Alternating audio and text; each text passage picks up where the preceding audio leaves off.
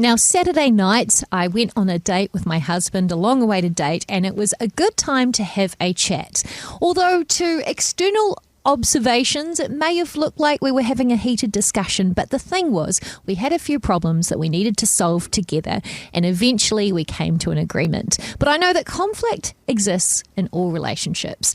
But how you deal with it makes all the difference. Now, we're not perfect. We've got a lot to learn in our marriage, but I guess the key is forgiving each other and working out how to move forward, and perhaps admitting that you don't always have it right? Well, this morning we have the pleasure of being joined by Vainant Jacobs from Family Life New Zealand to unpack this topic of conflict. Good morning, Vainant. Good to have you with us on the show again. Good morning, Tom. Good morning, Kat. Great to be on, as always. Now, as we talk about conflict, I guess maybe the place to first start is perhaps talk about this. Is it a common challenge for all couples that they face in their marriage, or is that a bit of an assumption? And is it maybe an indicator that something is maybe wrong and needs to be looked at further? Yeah, look, you hit the nail on the head. Because when you talk about conflict being common to all couples, that was your first part of your question. It certainly is conflict common to all couples. And Kat, I think the way you spoke about the discussion you had, and from the outside it looked heated, but you guys settled on something, and you spoke about forgiveness.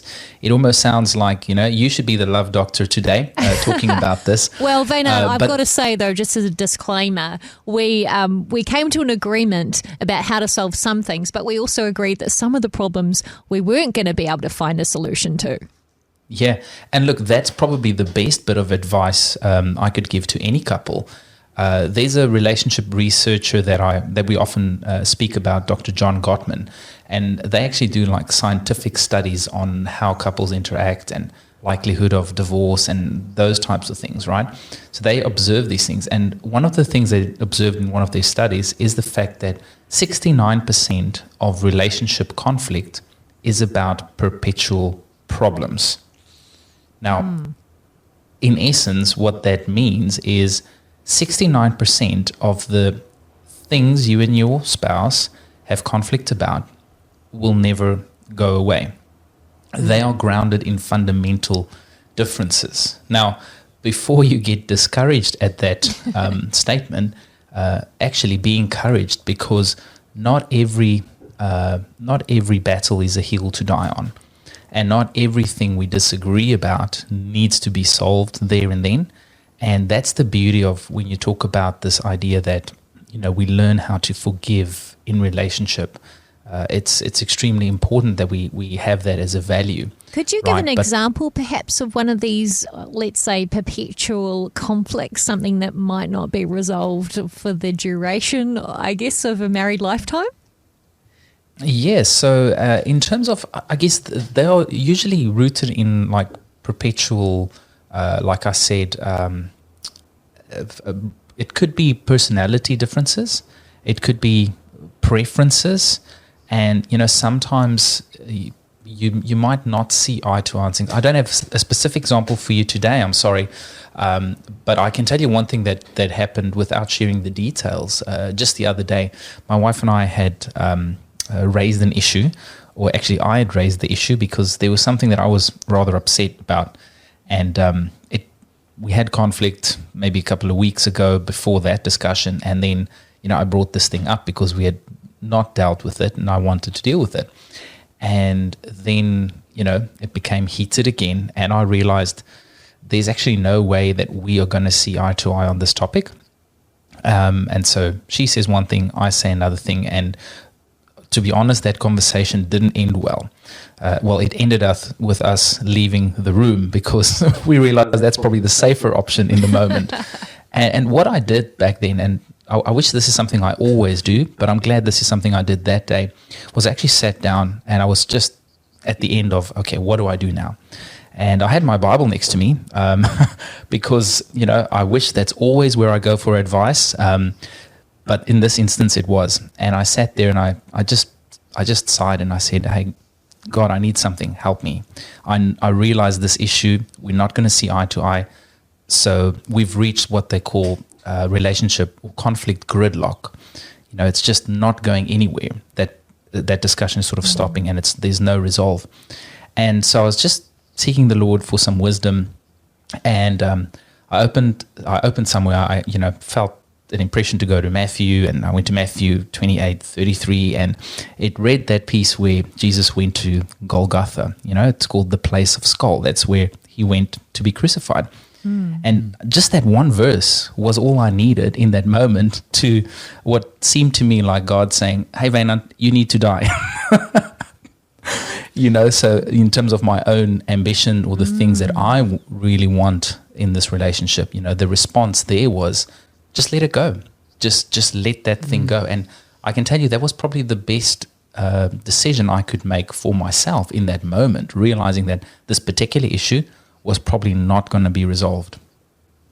That's really interesting, just thinking about that in regards to, so often we hold on to what we want, and it distorts the situation, and it I guess adds to that gridlock, doesn't it? And I mean, it will be a story that's resonating with a lot of people who are listening, getting into that place of being stuck in terms of resolving a conflict situation in their marriage. Is there some key things we can bear in mind before we find ourselves in these situations or approaching these situations?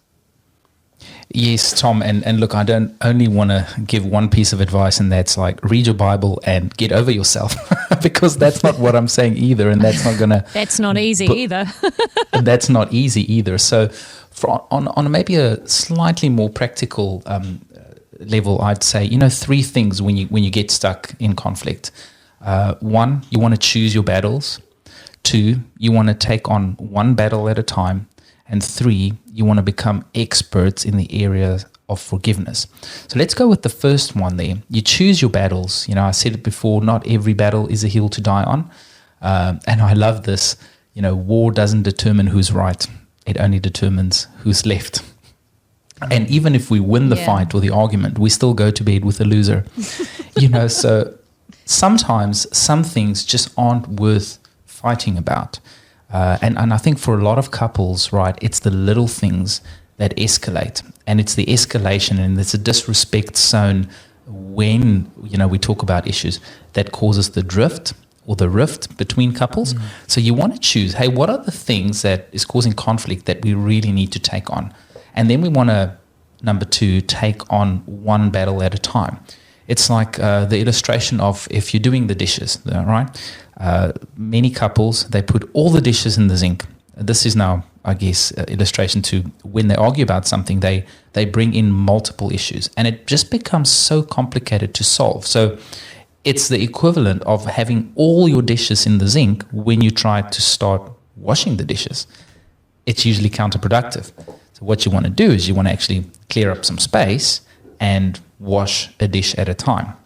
And I guess too, like in your own life, when you have grand goals for your life, you want to tick off one goal at a time, so it doesn't seem like it's this big unachievable goal. The same in your marriage. Like, obviously nothing's going to be perfect, but if you can just have a small win, get a win in the game, then it gives you both encouragement. Hey, we've got this, we can keep working on it, right? Exactly. And the problem is often if you try and solve too many conflicts in one conversation, you end up solving none. So just focus, pick one battle at a time, and then become experts in the area of forgiveness. It's not always about being right or getting your point across. It's often about softening your heart and, putting connection above correction. We want to make sure our connection is healthy. And Ruth Graham Bell said it best when she said, a happy marriage is the union of 2 good forgivers. Yeah. And so that's my encouragement today, is like become extremely good at forgiving one another, bearing with one another in love, and, take on one battle of a time. That's so beautiful. And I love that you referred back to Golgotha and Jesus dying on the cross for us, because ultimately he showed that idea of forgiveness, the ultimate forgiveness of sins. And I guess, what's one practical tip that someone listening right now could try to be better at forgiving? Because it's not always easy. Yeah, you're right. It's not easy. But it's extremely difficult if we don't actually look at Jesus and his example. And it's honestly only through being forgiven that we understand the power of forgiveness. So if you're finding it hard to forgive someone else, maybe it's good to take a step back and realize what you have been forgiven about and those moments when you needed forgiveness. It's a difficult one. It's a difficult topic in general to deal with on your own as a couple. And that's why, I'm so passionate about seeing marriage mentors and our movement of marriage mentors across the country grow, because if you have that safe space with a marriage mentor couple, that just makes that conversation so much easier.